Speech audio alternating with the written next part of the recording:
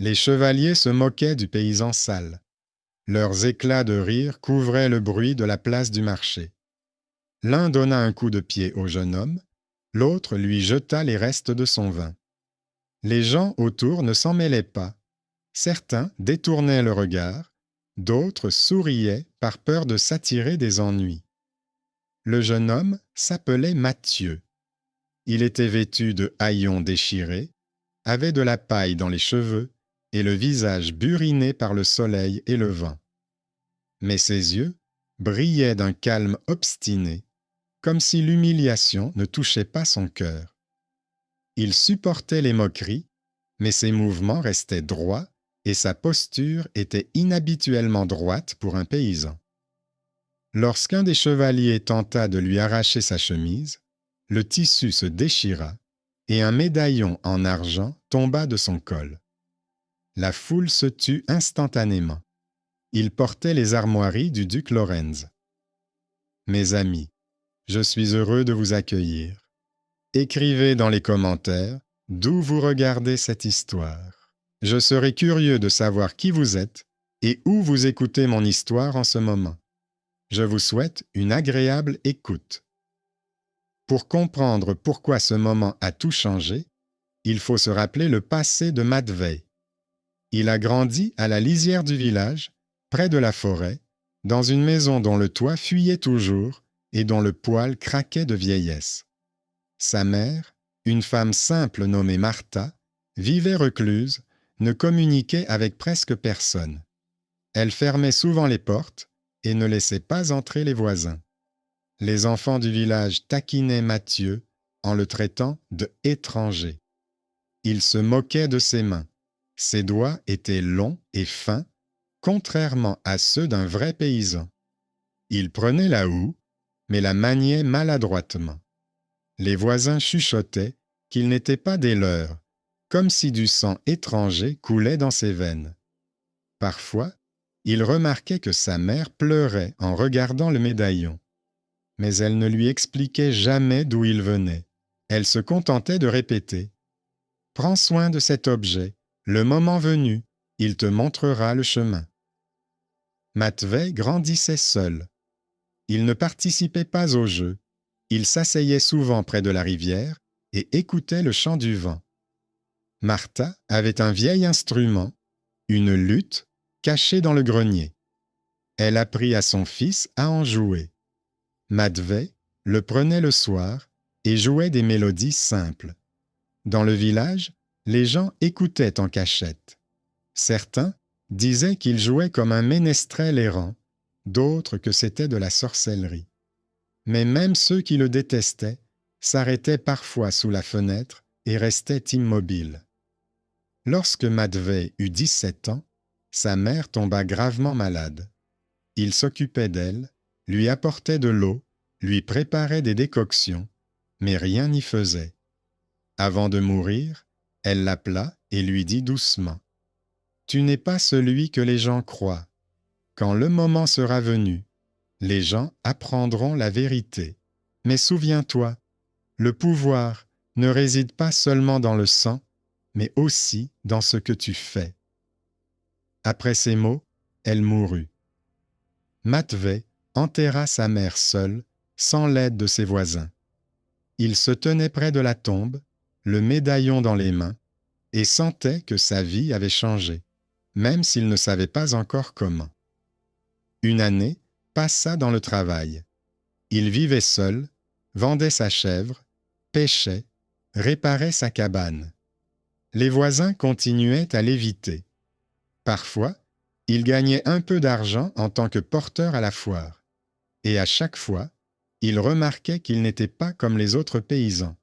Il parlait différemment, se comportait différemment.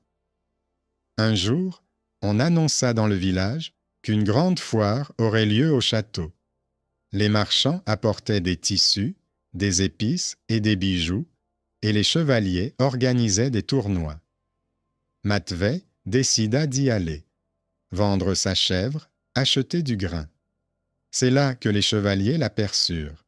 Ils se mirent à le taquiner, le forçant à s'accroupir, à sauter, à imiter des animaux.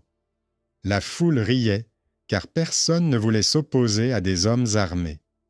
Matthieu serrait les dents et supportait tout cela. Il ne pensait qu'à une seule chose, ne pas montrer sa faiblesse.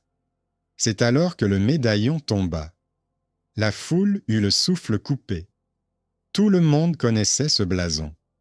Les gens se mirent aussitôt à chuchoter.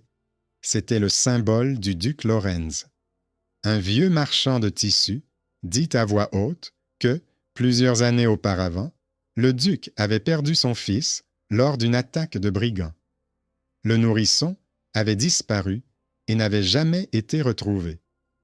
Depuis lors, on considérait que l'héritier était mort. Les chevaliers pâlirent. Ceux qui riaient encore une minute auparavant reculèrent. Les gardes s'approchèrent et saisirent Matthieu. Ils l'emmenèrent au château. Dans la salle du château, il fut accueilli par le duc. Le vieil homme était grisonnant et sévère, mais lorsqu'il vit le médaillon, ses yeux se remplirent de larmes. Il appela la vieille nourrice qui servait encore à la cour lorsque son fils était né. La femme s'approcha et demanda à Matthieu de découvrir son épaule. Il y avait là une tache de naissance en forme de croissant. Elle s'écria « C'est lui, c'est le bébé que nous avons perdu. » Le duc embrassa le jeune homme. Un brouhaha s'éleva dans la salle. Certains chevaliers tombèrent à genoux, d'autres regardaient avec incrédulité. Mais le duc déclara fermement « C'est mon fils !» C'est ainsi que commença la nouvelle vie de Matthieu.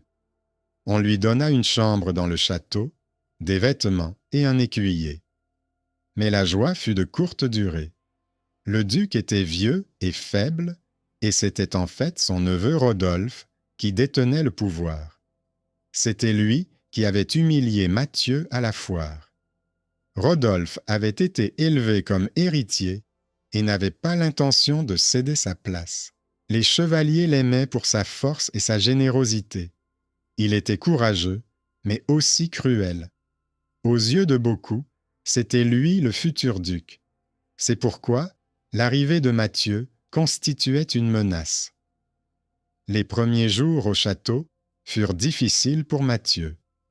On l'installa dans une chambre spacieuse avec un foyer en pierre et un lit haut recouvert de fourrure.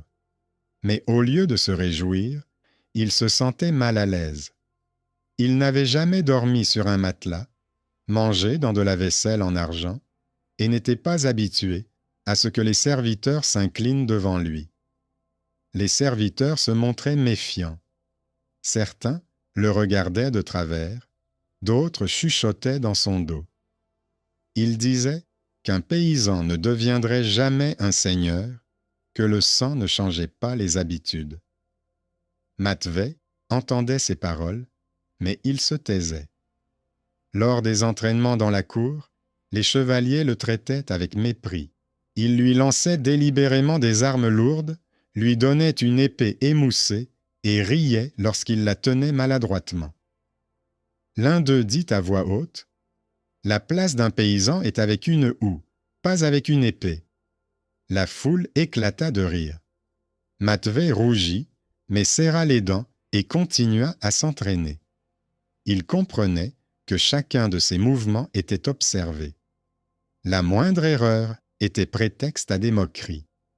Mais il savait aussi que s'il baissait la tête, il le briserait définitivement. Le duc essayait de soutenir son fils. Il venait parfois dans la cour et observait les entraînements. Ses paroles étaient bienveillantes, mais la vieillesse l'avait privé de sa force. Les gens l'écoutaient par respect, mais c'était Rudolphe qui avait le dernier mot. Rudolphe ne cachait pas son mépris. Il disait au chevalier que le paysan était un imposteur. Il affirmait que le médaillon avait pu être volé, que la tache de naissance n'était qu'une coïncidence. Beaucoup étaient d'accord. Ils avaient l'habitude de voir en Rodolphe l'héritier et ne voulaient pas de changement. Un soir, alors qu'il revenait dans le couloir, Matvey entendit des pas derrière lui. 2 hommes encapuchonnés l'attaquèrent. L'un lui donna un coup de poing dans le dos, l'autre tenta de le jeter dans le fossé par la fenêtre ouverte. Matvei se débattit désespérément, mais les forces étaient inégales. Soudain, un cri retentit.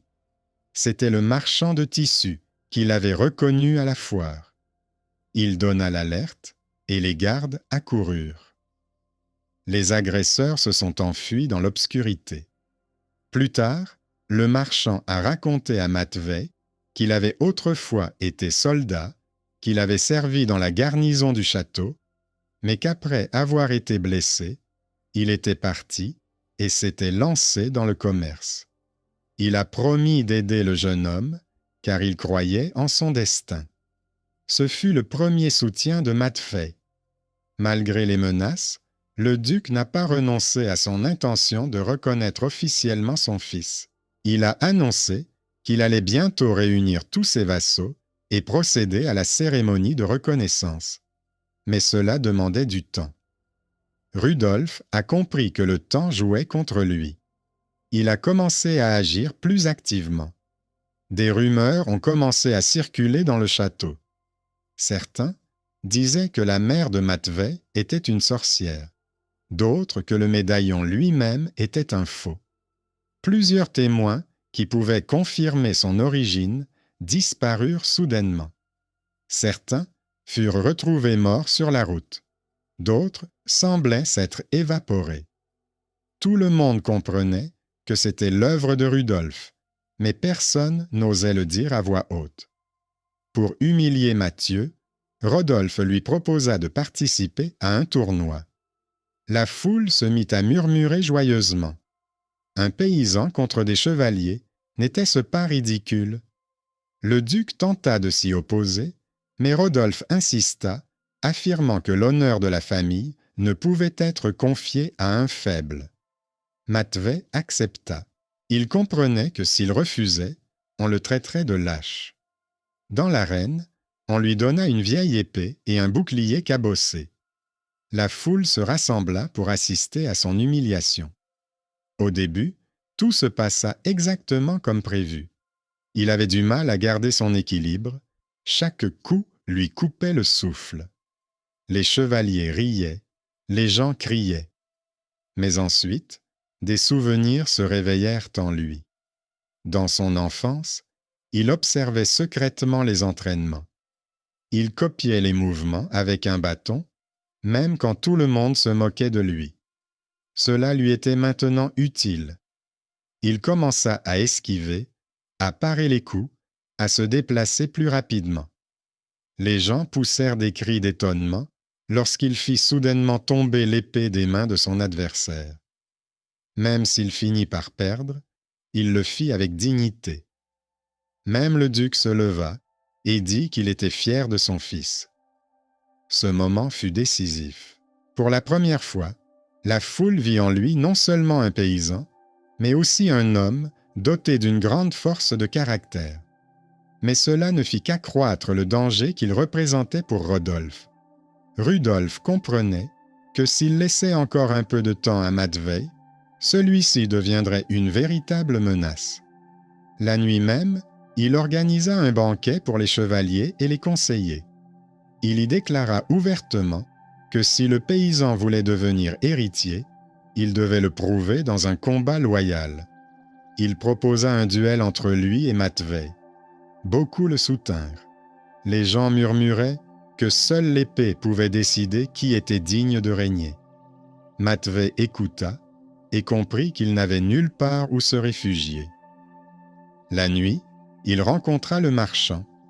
Le vieil homme avoua qu'il avait été capitaine de la garde dans sa jeunesse. Il montra les cicatrices sur ses mains et dit qu'il pouvait lui enseigner quelques techniques. Ils s'entraînèrent à l'ombre de la cour. Le vieil homme lui apprit à tenir son bouclier plus haut, à transférer son poids sur sa jambe arrière, à ne pas avoir peur de tomber. Mathieu écoutait attentivement. Chaque fois qu'il tombait à terre, il se relevait.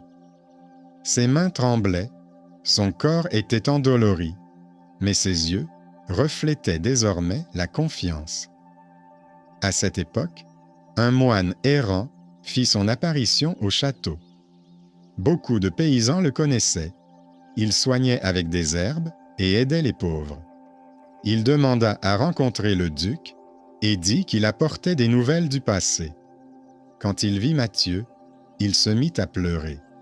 Le moine raconta que, plusieurs années auparavant, c'était lui qui avait sauvé le bébé lors d'une attaque de brigands. Gravement blessé, il avait confié l'enfant à une femme en qui il avait confiance. Cette femme était Martha. Les paroles du moine bouleversèrent l'assemblée. Mais Rodolphe cria que c'était un mensonge, que le vieil homme avait été soudoyé. Il exigea à nouveau des preuves de force et non des paroles. Le conseil fixa un duel. 2 hommes devaient s'affronter sur la place. Rodolphe, un guerrier cultivé, fort et expérimenté, et Matthieu, un ancien paysan qui venait de prendre les armes. La foule attendait le spectacle. Certains voulaient voir le paysan tomber, d'autres espéraient qu'il tiendrait bon. Matvei comprenait que ce combat déciderait de son sort. La matinée était froide et grise. Un brouillard recouvrait le château et le son des cloches appelait les gens sur la place. Les paysans abandonnaient leur travail et se dirigeaient vers le château. Les chevaliers s'alignaient le long de la clôture. Tout le monde attendait le combat. Rudolf apparut le premier. Il resplendissait dans son armure neuve, avec son bouclier arborant les armoiries de sa famille et sa longue épée à la poignée dorée. La foule l'accueillit avec des cris. Il marchait d'un pas assuré. Ses mouvements trahissaient la fierté d'un homme habitué au pouvoir. Matvei sortit plus tard. Il portait une simple cotte de maille, un casque sans ornement et une épée grossière et rayée.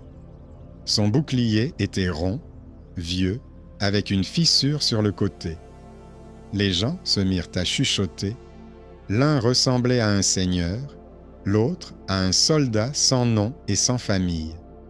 Mais les yeux de Matthieu brillaient. Il marchait d'un pas ferme et ne baissait pas la tête. Le duc se leva de son siège et dit : « Ce combat décidera du sort de notre famille. Celui qui vaincra, je le reconnaîtrai comme mon héritier. » La foule se figea. Le combat commença. Rudolf passa immédiatement à l'attaque, avec férocité. Ses coups étaient lourds, chacun d'entre eux résonnait dans les mains de Matvei comme s'il lui brisait les os. La foule rugissait d'enthousiasme. Matvei reculait, se protégeait avec son bouclier, encaissait les coups. Il se souvenait des paroles du vieux marchand. « Ne te précipite pas. Laisse l'ennemi se fatiguer. Tiens ton bouclier plus haut. N'aie pas peur de tomber. » Rudolf criait que le paysan n'était pas digne de porter l'épée. Sa rage grandissait. Ses coups devenaient de plus en plus puissants. Mais c'était précisément là que résidait sa faiblesse. À un moment donné, Rudolf a fait un mouvement trop ample. Matvei a fait un pas de côté et l'a frappé à l'épaule avec son bouclier. Rudolf a perdu l'équilibre et est tombé à genoux. La foule a poussé un cri. À ce moment-là, Matvei aurait pu porter un coup fatal. Tout le monde s'y attendait. Mais il a baissé son épée. Cette décision s'avéra plus forte que n'importe quel coup. Les gens virent en lui non seulement un guerrier, mais aussi un homme qui valorisait l'honneur plus que la vengeance. La foule se mit à murmurer. Quelqu'un dit que le vrai seigneur était celui qui savait pardonner. Le duc se leva de son siège et annonça haut et fort que Matvei était son fils et son héritier. La foule s'est mise à murmurer. Mais tout le monde n'était pas content. Rudolf, humilié par sa chute, s'est relevé et a essayé de frapper Matthieu par surprise. L'épée a brillé dans les airs. Mais à ce moment-là, le marchand s'est avancé. Il a protégé le jeune homme et a pris le coup sur lui. Les gens poussèrent des cris. Les gardes se précipitèrent et saisirent Rudolf. Le duc, furieux, le dépouilla de ses titres et ordonna de le jeter en prison. Le marchand fut transporté dans ses appartements. Sa blessure était grave. Il regarda Matthieu et dit : « Je suis heureux de voir que ce garçon, que tout le monde considérait comme un moins que rien, est devenu un homme que les gens suivent. » Après ces mots, il ferma les yeux. La nouvelle du duel se répandit rapidement. Dans les villages et les villes, on ne parlait que de cela. Certains s'étonnaient qu'un paysan ait vaincu un chevalier. D'autres affirmaient que le vrai sang trouverait toujours son chemin. Mais le plus important, c'est que les gens ont commencé à croire en Matthieu. Peu après, un conseil fut réuni au château. Le duc réitéra sa décision. Il reconnaissait Matthieu comme son fils. Le témoignage du moine et l'exploit accompli lors du duel convainquirent même les plus sceptiques. Les chevaliers s'inclinèrent. Les serviteurs commencèrent à le traiter différemment. Les paysans près des murs du château levaient les mains lorsqu'il passait devant eux. Cependant, pour Matthieu lui-même, la joie était assombrie. Il avait perdu son ami et mentor, le marchand, qui avait été le premier à croire en lui. Beaucoup de gens se sont rassemblés à l'enterrement. Matthieu a ordonné de placer sur la place une croix avec l'inscription « Ici repose celui qui a défendu la vérité ». Les gens pleuraient et certains ont compris pour la première fois que la justice pouvait vivre non seulement dans les mots, mais aussi dans les actes. Après le duel, Rudolf fut emprisonné, mais ses partisans restaient toujours à la cour. Ils murmuraient que la véritable puissance avait quitté la famille avec lui, que Matthieu était trop doux et ne supporterait pas le pouvoir. Matthieu comprenait que son chemin ne faisait que commencer. Le soir, il était assis dans sa chambre, serrant sa lutte contre sa poitrine. Il jouait une mélodie simple, celle que sa mère lui avait apprise dans son enfance. Le son était aigu et prolongé. Les serviteurs derrière la porte s'immobilisaient et écoutaient. À ce moment-là, il sentait qu'il était accepté non seulement comme héritier par le sang, mais aussi comme un homme capable d'apporter la lumière dans les temps sombres. Mais le danger planait toujours sur le château. Les hommes de Rudolf n'avaient pas l'intention de se rendre. Ils préparaient un complot. Matvei allait devoir faire face à une nouvelle menace, bien plus terrible qu'un combat ouvert sur la place publique. Après le duel, la vie au château avait changé. À première vue, tout était calme, les chevaliers s'inclinaient, les serviteurs apportaient la nourriture, les conseillers appelaient Matthieu « Monsieur ». Mais derrière cette loyauté apparente se cachait de l'inquiétude. Beaucoup n'acceptaient pas sa victoire. Rudolf était emprisonné, mais ses partisans restaient à la cour. Ils se réunissaient en secret et discutaient de la manière de rendre le pouvoir à leur protecteur. Ils étaient nombreux, ceux qui bénéficiaient de sa générosité et ceux qui craignaient le changement. Matvei sentait des regards froids posés sur lui. Lorsqu'il traversait les salles, les conversations s'arrêtaient. Quand il s'asseyait à table, certains se détournaient délibérément. Il lui semblait que les murs du château murmuraient contre lui. La première épreuve survint de manière inattendue. Une nuit, un incendie se déclara dans un village près du château. Les granges remplies de céréales brûlaient. Les gens criaient que c'était une catastrophe et demandèrent de l'aide. Les conseillers étaient désemparés. Le duc était trop faible pour prendre lui-même des décisions. Tous regardaient dans Matthieu.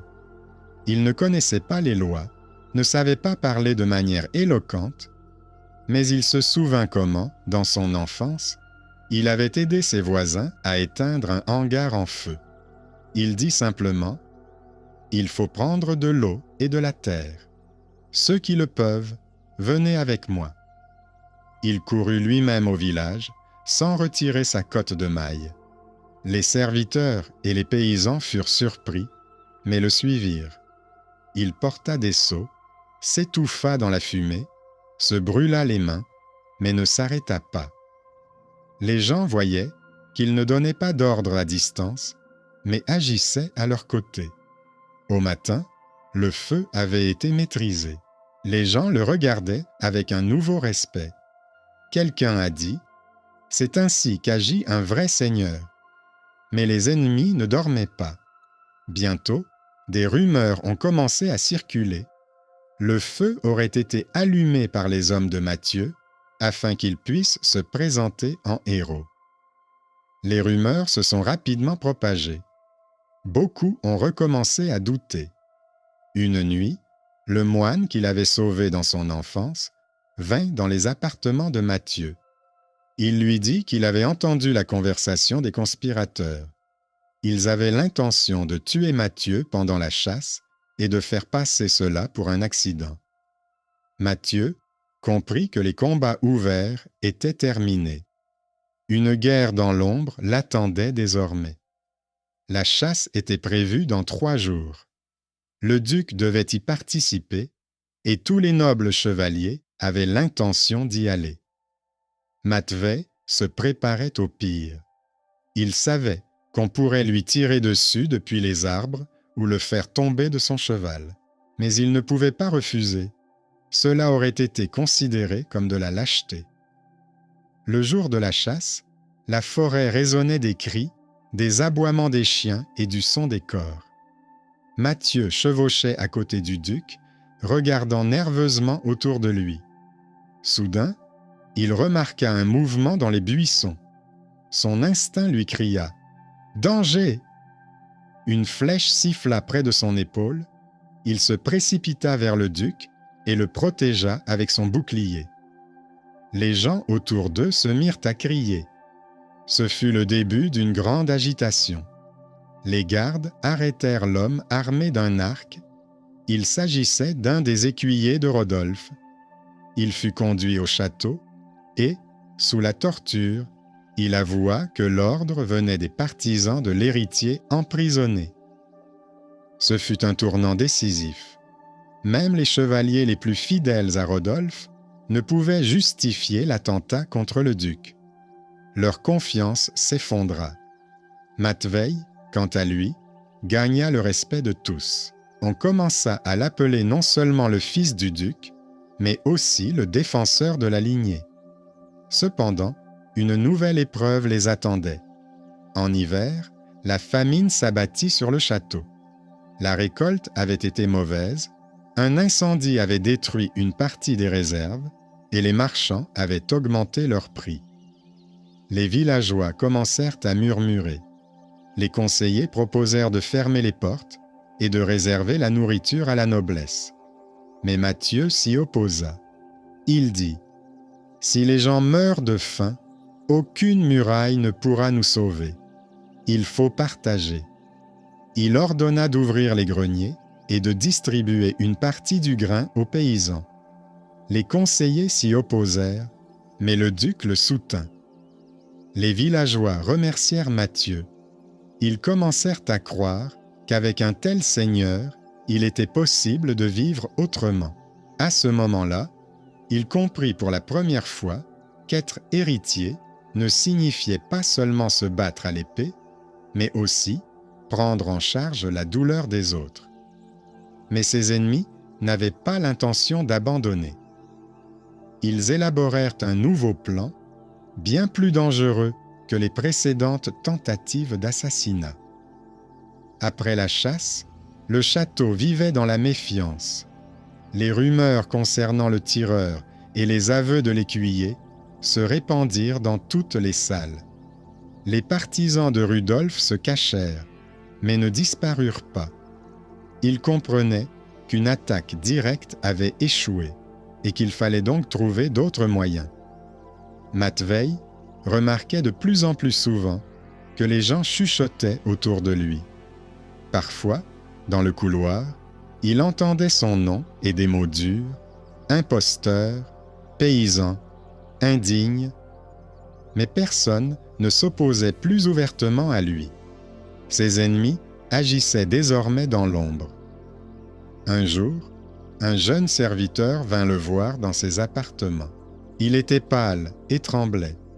Il raconta qu'il avait entendu une conversation entre des chevaliers qui préparaient un complot. Le plan était simple, accuser Matvei de sorcellerie. Il voulait dire que c'était lui qui avait provoqué l'incendie et la famine afin de rallier le peuple à sa cause. Pour le prouver, ils avaient l'intention de placer dans sa chambre un sac rempli d'herbes séchées et d'os d'oiseaux, tout ce qui, aux yeux du peuple, était considéré comme de la sorcellerie. Matthieu remercia le garçon et lui ordonna de ne parler à personne de leur conversation. Il comprit que si les rumeurs se confirmaient, les gens se détourneraient de lui plus vite que de n'importe quel ennemi armé d'une épée. Cette même nuit, il tendit lui-même une embuscade dans ses propres appartements. Il était assis dans l'ombre, sans allumer de bougie. Vers minuit, la porte s'entr'ouvrit. Un homme vêtu d'un manteau entra. Il tenait un paquet dans ses mains. Matvei s'avança et l'attrapa par le poignet. Le paquet tomba par terre. Il contenait effectivement des os et des herbes séchées. L'homme n'était pas un simple serviteur, mais l'écuyer d'un des chevaliers proches de Rodolphe. Sous la pression, il avoua avoir agi sur ordre. Le lendemain matin, Matthieu porta l'affaire devant le conseil. Il ne cacha rien et n'essaya pas de punir lui-même le coupable. Il montra le sachet et dit « Voilà ce qu'ils veulent faire à votre héritier. Mais je n'ai pas peur du mensonge. Que la vérité décide qui est digne. » Les conseillers se regardèrent. Pour beaucoup, cela prouvait qu'il était non seulement fort, mais aussi intelligent. Après tout, le paysan aurait pu simplement riposter, mais il avait choisi un procès public. Pendant ce temps, le moine qu'il avait sauvé dans son enfance continuait à le soutenir. Il racontait aux villageois qu'il avait vu Matthieu défendre le duc, qu'il avait vu comment il partageait le grain. Les rumeurs sur ses bonnes actions se répandaient plus vite que les calomnies. Matthieu se faisait ainsi de nouveaux alliés. Mais ses ennemis allèrent encore plus loin.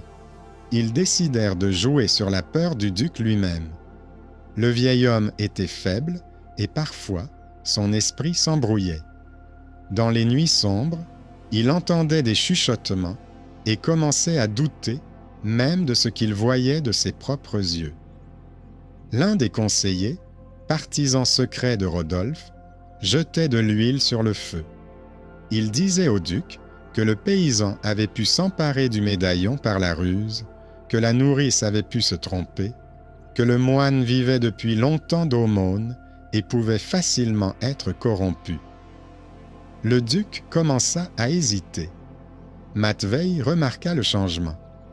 Un jour, en rendant visite à son père, il l'entendit dire « Je ne sais pas si tu es mon fils ou mon malheur. » Ces mots le blessèrent plus profondément qu'une épée. Ce soir-là, Matvei se rendit à la chapelle. Il s'assit sur le sol en pierre, tenant le médaillon dans ses mains. Il se souvint de sa mère, de ses paroles. « Tu n'es pas celui que les gens croient, mais la force ne réside pas dans le sang, mais dans les actes. » Il comprit que même si le duc doutait, il resterait libre de choisir quel genre de personne il voulait être. Le lendemain, un nouveau malheur survint. Le chef du village fut retrouvé mort. Des signes étranges étaient gravés sur son corps. Les gens criaient que c'était de la sorcellerie. Tous les regards se tournèrent vers Matthieu. Mais il ne se justifia pas. Il se rendit lui-même au village, examina le corps et dit « C'est l'œuvre de mains humaines, pas du diable. » Il remarqua que les signes avaient été gravés au couteau, trop régulièrement pour être le résultat d'un rituel fortuit. Matthieu ordonna de fouiller les maisons des habitants les plus proches. Dans l'une d'elles, on trouva un poignard avec des traces de sang. Il s'avéra rapidement que le chef du village avait été tué par un homme de l'entourage de Rodolphe. Les gens poussèrent des cris de surprise.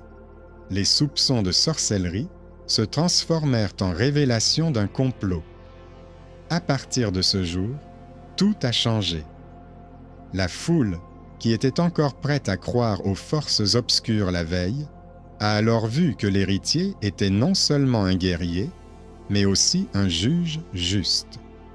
Il n'a pas cédé à la peur, mais a découvert la vérité. Les rumeurs sur son acte se sont répandues dans les villages à la vitesse de l'éclair. Les gens ont commencé à dire « Notre futur Seigneur ne cache pas la tête dans le sable, il regarde la vérité en face. » Mais Mathieu comprenait que tant que Rudolf serait en vie, le danger ne disparaîtrait pas. Ses partisans allaient réessayer. Tôt ou tard, il faudrait prendre une décision définitive. Et cette décision était bien plus difficile à prendre que n'importe quel combat. L'hiver était rude dans cette région. La neige recouvrait les champs et les toits, les routes étaient enneigées, le vent sifflait dans les meurtrières. Il semblait que la nature elle-même testait la résistance des hommes. Le château vivait dans l'angoisse. Les complots étaient dévoilés, mais leur ombre planait toujours dans chaque recoin. Matvei était devenu un symbole d'espoir pour les gens. Les paysans venaient aux portes du château et lui demandaient conseil. Les chevaliers commençaient à le respecter alors qu'il se moquait de lui peu de temps auparavant. Même les serviteurs le regardaient d'un autre œil. Mais tout cela reposait sur des bases fragiles. Tant que Rudolf était en vie, il restait le centre des mécontents. Dans son cachot, Rodolphe ne se résignait pas. Il convainquait les gardes que le véritable pouvoir lui appartenait, leur promettant de l'or et des terres s'il l'aidait à s'échapper. Certains ne le croyaient pas, mais d'autres commençaient à hésiter. Et puis, une nuit, ce que Mathieu redoutait arriva. Rodolphe réussit à s'échapper. Ses partisans l'ont secrètement fait sortir par un passage souterrain. Au matin, tout le château était en effervescence. L'héritier traître s'était enfui. Matvei a rassemblé les gens dans la cour.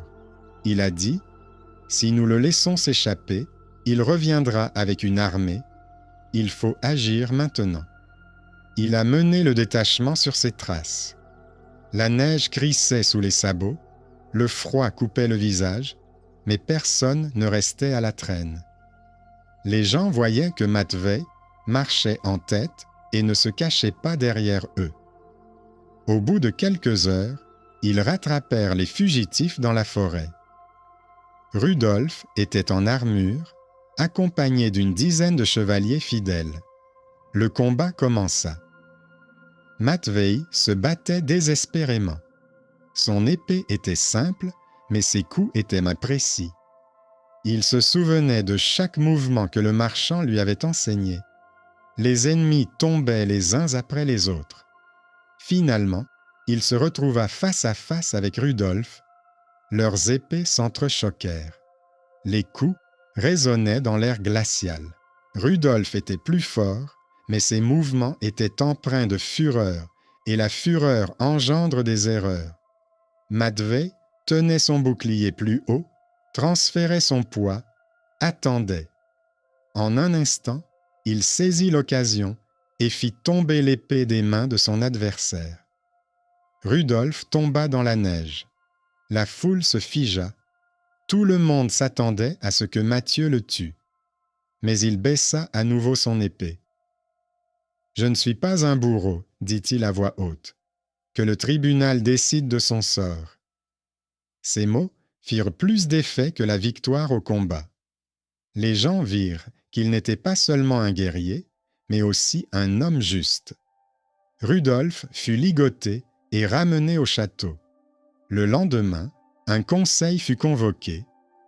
Le duc était assis sur son trône, fatigué, mais le regard clair. Il dit « Je vois qui est digne. L'un cherche le pouvoir par le sang et le mensonge. L'autre cherche la vérité par l'honneur et la miséricorde. Je choisis celui qui m'a sauvé, qui a sauvé le peuple et qui a su vaincre non seulement l'ennemi, mais aussi lui-même. » Et il nomma officiellement Matthieu son fils et héritier. Rudolf fut condamné à l'exil. Le duc ne permit pas qu'on l'exécute, mais ordonna qu'on l'emmène loin et qu'il ne revienne plus jamais. Pour beaucoup, cela fut une leçon. La fierté et la cruauté ne mènent pas au pouvoir, mais seulement à la chute. Un festin fut organisé au château. Les gens se réjouissaient, riaient, chantaient des chansons. Matthieu était assis à table. Ceux qui se moquaient de lui la veille levaient maintenant leur coupe en son honneur. Mais il ne souriait pas trop largement. Il se souvenait de ceux qui l'avaient aidé, sa mère, le moine, le marchand. Il ordonna d'ériger une croix commémorative en leur honneur sur la place, pour que tout le monde sache que le chemin vers la justice ne passe pas par les titres, mais par les actes. Des années plus tard, les gens se souvenaient encore du jour où le paysan s'était avéré être le fils du duc. Ils disaient à leurs enfants « Ne te moque pas des pauvres, ils peuvent être plus forts que n'importe quel chevalier. Ne rejette pas les faibles, ils peuvent cacher en eux un futur seigneur. » Matvei devint un souverain respecté, non pas pour son sang, mais pour ses actions. Il n'oublia pas l'humiliation qu'il avait subie et fit en sorte que plus personne ne souffre de la pauvreté sur ses terres. Ainsi, justice fut faite. Celui que l'on considérait comme un simple paysan s'avéra être le fils d'un duc. Sa parenté cachée fut révélée, sa persévérance et son talent brisèrent les stéréotypes, et un simple marchand et un moine errant se révélèrent être ses bienfaiteurs inattendus. Et le monde l'accepta, non pas pour son sang, mais pour ses actions.